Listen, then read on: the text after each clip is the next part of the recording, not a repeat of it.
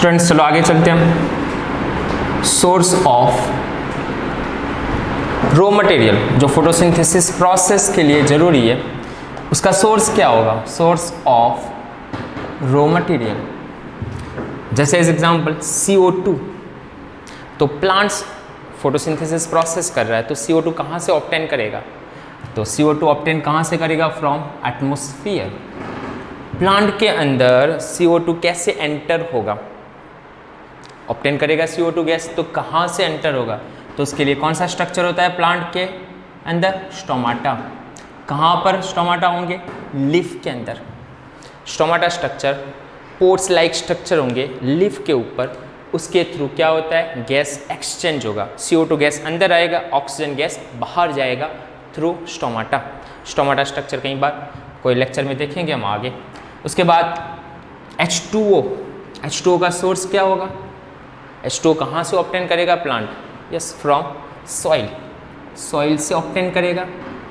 किसके through pass करेगा? H2O ये सारी चीज़ें रॉ मटेरियल कहाँ पर जाएगी? Green part. ग्रीन पार्ट कौन सा है प्लांट का? सबसे मेन लीफ। और लीफ ही सबसे मेन प्लेस है जहाँ पर फोटोसिंथेसिस प्रोसेस मैक्सिमम होती है। तो सॉइल से ऑब्टेन करेगा। किससे गेन करेगा वो?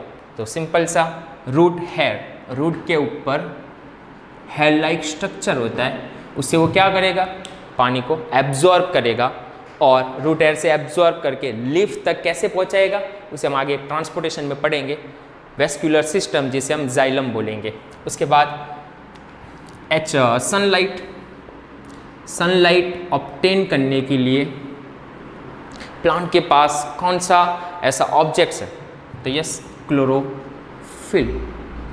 Chlorophyll it is a pigment.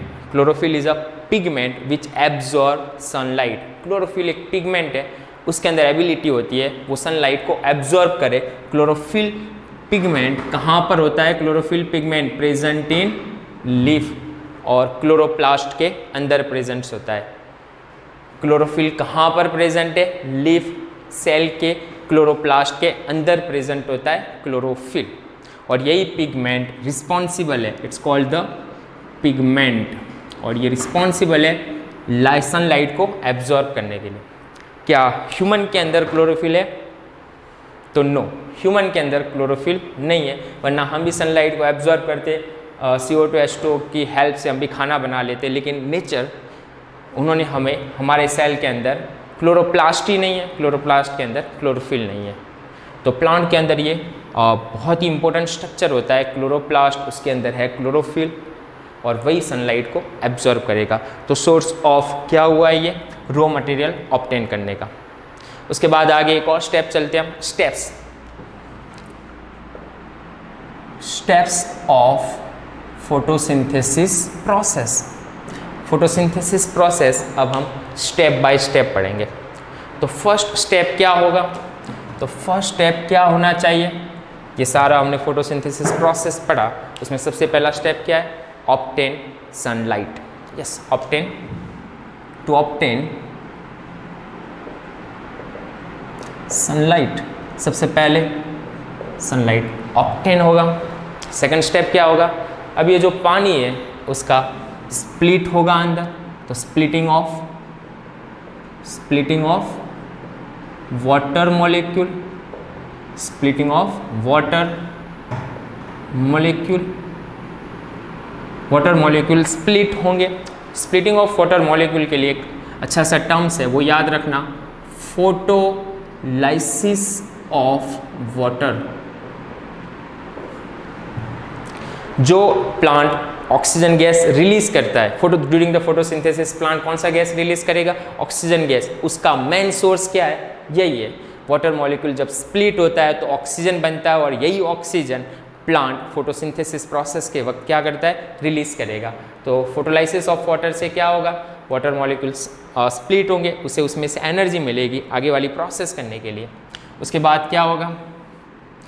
Sunlight या सनलाइट एनर्जी जो है, लाइट एनर्जी है, लाइट एनर्जी किस में कन्वर्ट होगी? केमिकल एनर्जी में कन्वर्ट होगी। तो लाइट एनर्जी कन्वर्ट होगी केमिकल एनर्जी में। और स्टेप नंबर 4, CO2 का रिडक्शन होगा, reduction of CO2 into food. CO2 का रिडक्शन होगा और उसमें से फूड प्रिपेयर होगा। तो 4 स्टेप स्टूडेंट्स याद रखना, शायद टेक्स्ट बुक में 3 स्टेप्स है, मैंने एक स्टेप्स को अलग कर दिया।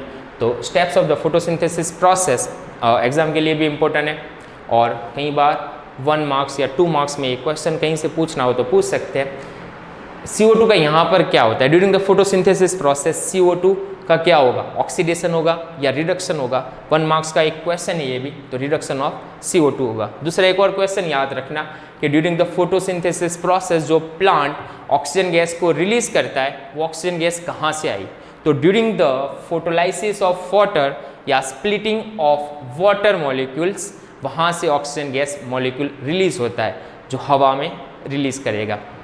ओके, तो steps of the photosynthesis process students बहुत ही इंपॉर्टेंट है। तो यहाँ तक हमने जो पढ़ा वो ऑटोट्रॉपिक न्यूट्रिशन है। ऑटोट्रॉपिक न्यूट्रिशन के बाद हम आगे एक और इम्पोर्टेंट टॉपिक स्टार्ट करेंगे। उससे पहले स्टूडेंट्स इसका स्क्रीनशॉट ले लें और अपने नोट में लिख लीजिए।